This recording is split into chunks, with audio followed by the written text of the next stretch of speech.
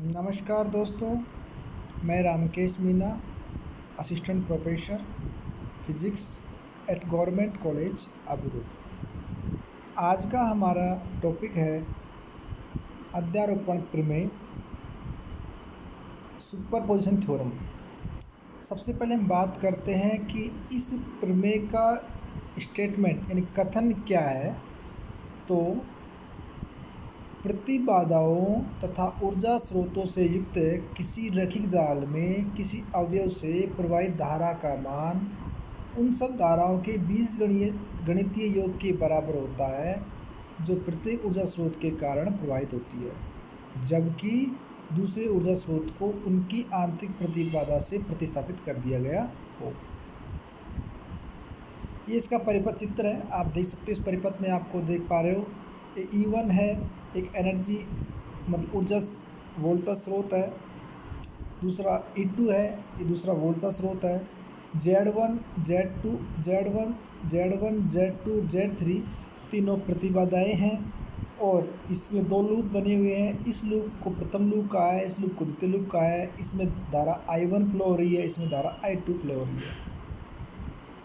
आगे देखते हैं हम इसमें। सबसे पहले हम बात करते हैं कि इस प्रमेय का जो कथन है उसको हम सिद्ध करना है, तो उत्पत्ति की बात लेके चलते हैं।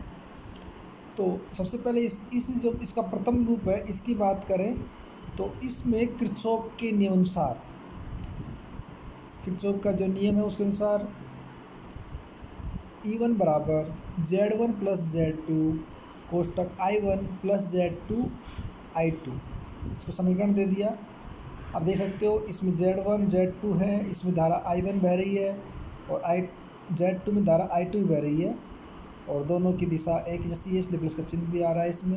आप देख पा रहे हो इसको इस तरह। लूप 2 में किरचॉफ का नियम लगाओ, तो लूप 2 इसकी बात कर रहा है, इसमें किरचॉफ का नियम लगाएंगे। Z2 Z3 दोनों में I2 बह रही है और Z2 में I1 भी बह रही है, तो इसको इस तरह लिख सकते हैं E2 बराबर Z2 plus Z3 कोष्टक I2 plus Z2 I1, समीकरण 2 लिख दिया। इसको समीकरण 2 को और सोल्व कर लेते हैं। E2 minus Z2 plus Z3 कोष्टक I2 बराबर Z2 I1, I1 बराबर E2 upon Z2 minus Z2 plus Z3 divide by Z2 into I2। I1 का मान, अब I1 का मान समीकरण 1 में रखने पर, इस समीकरण में I1 का मान रखने पर क्या होगा, E1 बराबर Z1 प्लस Z2 कोष्टक E2 upon Z2 minus Z2 plus Z3 divide by Z2 into I2 कोष्टक प्लस Z2 I2। E1 बराबर Z1 प्लस Z2 कोष्टक E2 upon Z2 minus Z1 plus Z2 कोष्टक Z2 plus Z3 divide by Z2 dot I2 plus I2 और Z2।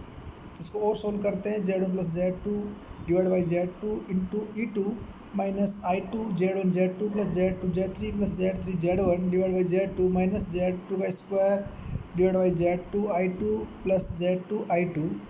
तो हमें क्या मिलता है, देख पा रहे हो आप, इसमें ये तो कट जाता है और ये Z1 Z2 plus Z2 Z3 plus Z3 Z1 divide by Z2 into I2 बराबर minus E1 plus Z1 plus Z2 by Z2 into E2, यानी कि I2 बराबर Z1 plus Z2 divide by Z2 into Z2 upon Z1 plus Z2 plus Z2 Z3 plus Z3 Z1 into E2 minus Z2 upon Z1 Z2 plus Z2 Z3 plus Z3 Z1 into E1, यानी कि I2 बराबर minus Z2 upon Z1 Z2 plus Z2 Z3 plus Z3 Z1 into E1 plus Z1 plus Z2 divide by Z1 Z2 plus Z2 Z3 plus Z3 Z1 into E2। इसको समीकरण ए नाम दे दिया। इसी प्रकार हम I1 का मान निकालेंगे। I1 बराबर इसी प्रकार सोल्व करेंगे तो I1 का मान हमें क्या मिलेगा, Z2 Z3 divide by Z1 plus Z1 Z2 plus Z2 Z3 plus Z3 Z1 into E1 minus Z2 upon Z1 Z2 plus Z2 Z3 plus Z3 Z1 into E2। ये समीकरण B हो गया। I1 और I2 के मान हमें मिल गए हैं। अब हम बात करते हैं प्रमेय की कथन अनुसार कि जबकि दूसरे ऊर्जा स्रोत को उसकी आंतरिक प्रतिबाधा से प्रतिस्थापित कर दिया जाए तो उसी कारण अपना ऊर्जा धारा निकाल रहे हैं। तो जो सबसे पहले बात कर रहे हैं वो ये है कि इसमें क्या किया इन्होंने, जो दूसरा वोल्टा स्रोत था E2 उसको हटा करके उसकी आंतरिक प्रतिबाधा से प्रतिस्थापित कर दिया, जो आप देख पा रहे हो। तो यानी कि अध्यारोपण की सहायता से I1 का मान ज्ञात करेंगे, परिपथ से वोल्टेज स्रोत E2 हटा देते हैं और उसकी प्रतिबाधा को नहीं हटाते हैं। तो अब इसमें क्या हुआ, इसमें आप देखते हो कि Z2 Z3 क्या हो गए, समांतर क्रम में हो गए। तो किस तरह लिख सकते हैं, Z2 Z3 divide by Z2 Z3, और दोनों ये जो आएगा वो रिजल्टेंट आउट जो रेजिस्टेंस होगा वो Z1 के सीरीज रूप में होगा। तो यार इसमें कितना होगा, E1 बराबर Z1 plus Z2 Z3 divide by Z2 plus Z3, और बाहर कोष्टक I1 डैश, I1 क्योंकि इसमें करंट फ्लो हो रही है। तो ये I1 डैश का मान निकालें तो E1 upon Z1 plus Z2 Z3 divide by Z2 plus Z3।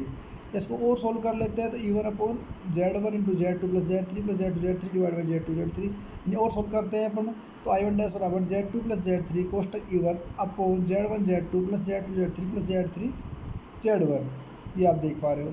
इसी प्रकार अभी हम क्या करते हैं, एन स्रोत वोल्टा स्रोत जो E1 था उसको हटा देते हैं और उसकी E2 को लगे रहने देते हैं और इसके आंतरिक प्रतिशत कर देता है।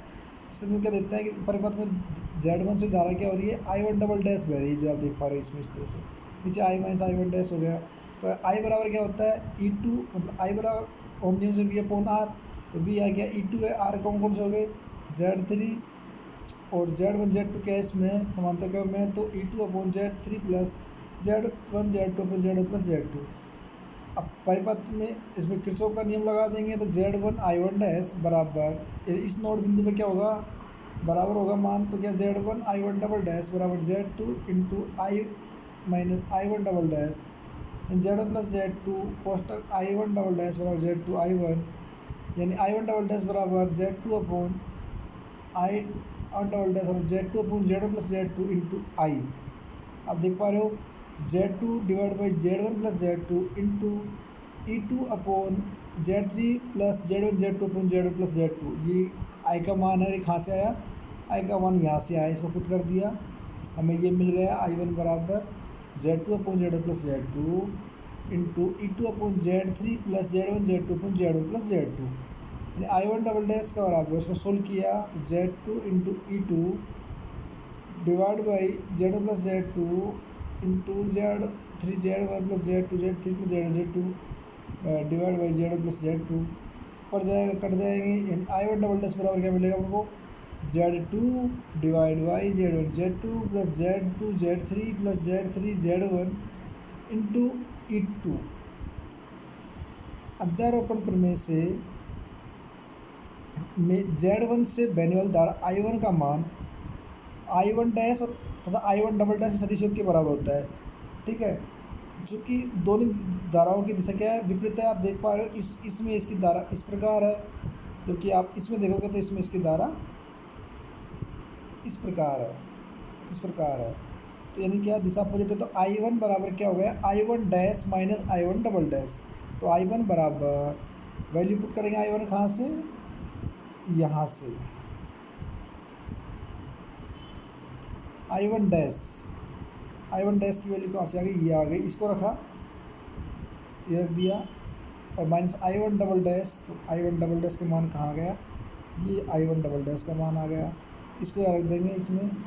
तो क्या होगा, I1 बराबर Z2 Z3 divide by Z1 Z2 plus Z2 Z3 plus Z3 Z1 into E1 minus Z2 upon Z1 Z2 plus Z2 Z3 plus Z3 Z1 into E3, यानी कि ये वही मान प्राप्त होता है। और ये मान किसके समान है, ये मान हमें जो सबसे पहले हमने I1 का मान निकाला था इसके समान है।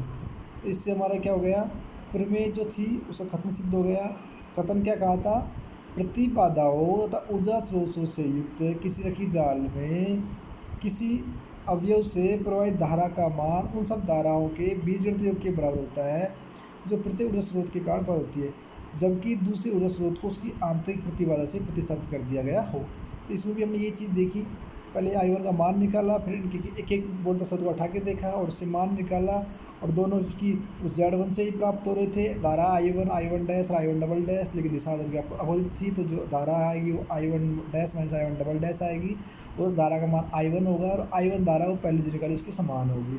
तो इससे हमारी क्या होती है, ये परिपथ है, इसकी जो प्रमेय है, ये अध्यारोपण प्रमेय है, इसका कथन क्या होता है, सिद्ध होता है। अध्यारोपण से प्राप्त धारा का मान I1 का समीकरण B के समान है, और इससे क्या हो गया, अपनी प्रमेय सिद्ध हो गई। धन्यवाद।